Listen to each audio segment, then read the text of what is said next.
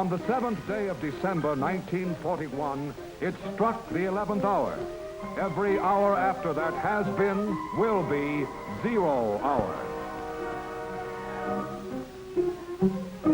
48 United States of a free and sovereign America are at war. Every American has his job to do, and the will to do it, and the tools to do it with. Pray God he also has the time. Time, the most vital natural resource of a country at war. Every tick of the clock is time won or lost.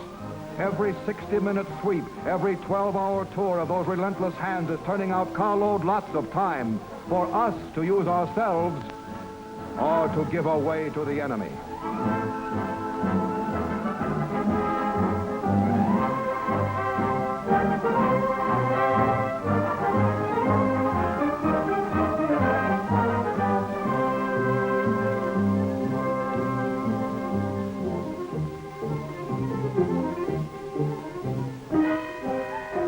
All the scientific devices of chronology are machines manufacturing time. The tool that in our hands means victory. And our hands must be as relentless as the hands of our clocks. They cannot afford to be less.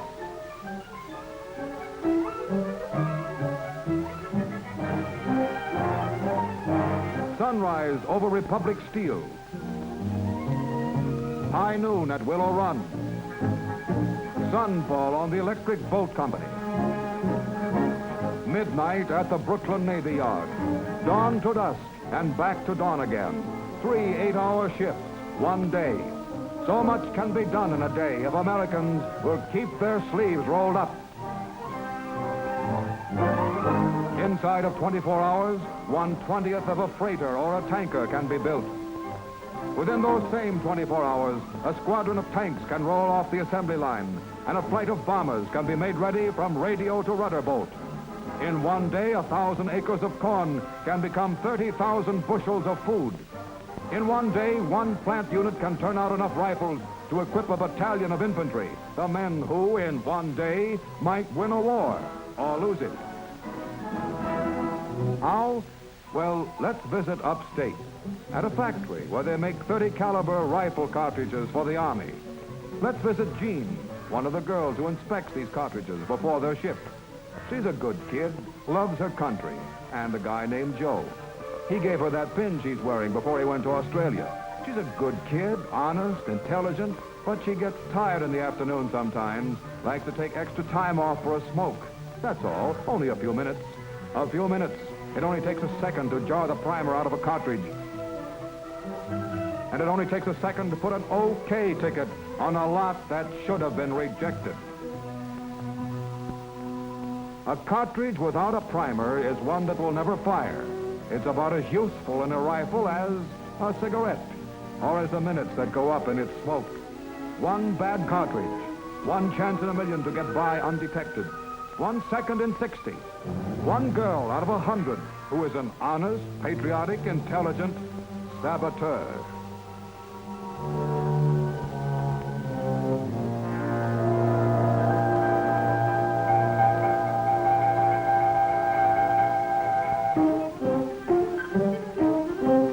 Yes, Jean is intelligent. Intelligent enough to know that one of these bullets in good condition can travel 3 miles.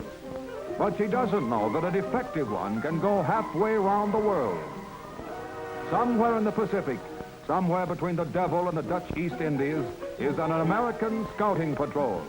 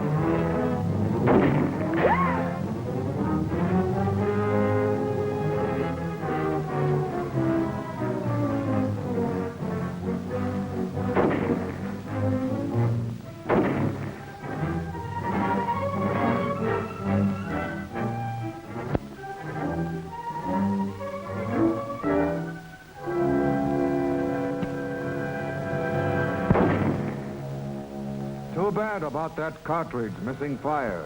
It should have been rejected. It would have been, too, if a girl named Jean hadn't taken time out to smoke. Now meet J.G., general manager of a large wholesale food house. Makes $12,000 a year.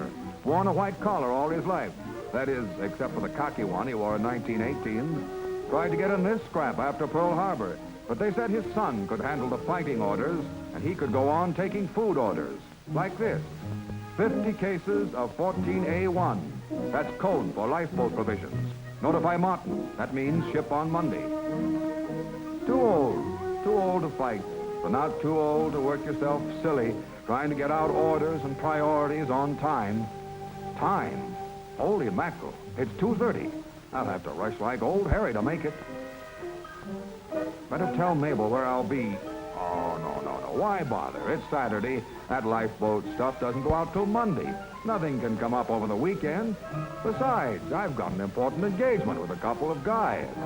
Important engagement with a couple of guys. A couple of guys on the home team. Well, they are leading the league, and it's his first Saturday off in 4 months. And there's nothing that can't wait 9 innings. Nothing, that is, except time and tide and convoys. A change in sailing orders and an urgent wire in code. Lifeboat supplies to be shipped at once. Shipped by a man who is busy coaching at first base. Unfortunately, a convoy can't wait for the last inning. A convoy waits for the tide, and the tide waits for no man.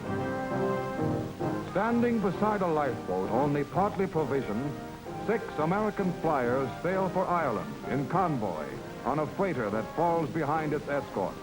It's an old story.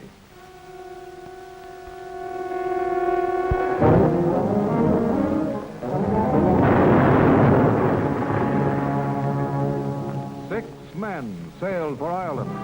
2 of them got there. 1 of them out of his mind. The other one dead. 25 days in a boat provisioned for 10 days. The tide rolls in, J.G., and the clock ticks on. And neither one, in peace or war, will wait for 9 innings.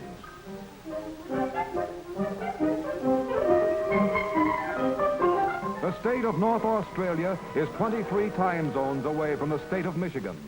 But the clock on the cockpit of the plane over Darwin and the watch on the wrist of the officer in New Guinea are synchronized with the clock at the door of the factory in Detroit and geared to the clock over the water cooler in Kalamazoo.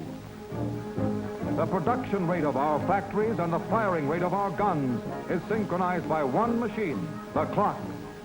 This is the machine that manufactures victory, turning out 32.5 million seconds each year. Each separate tick, a precious tool to use in building our future.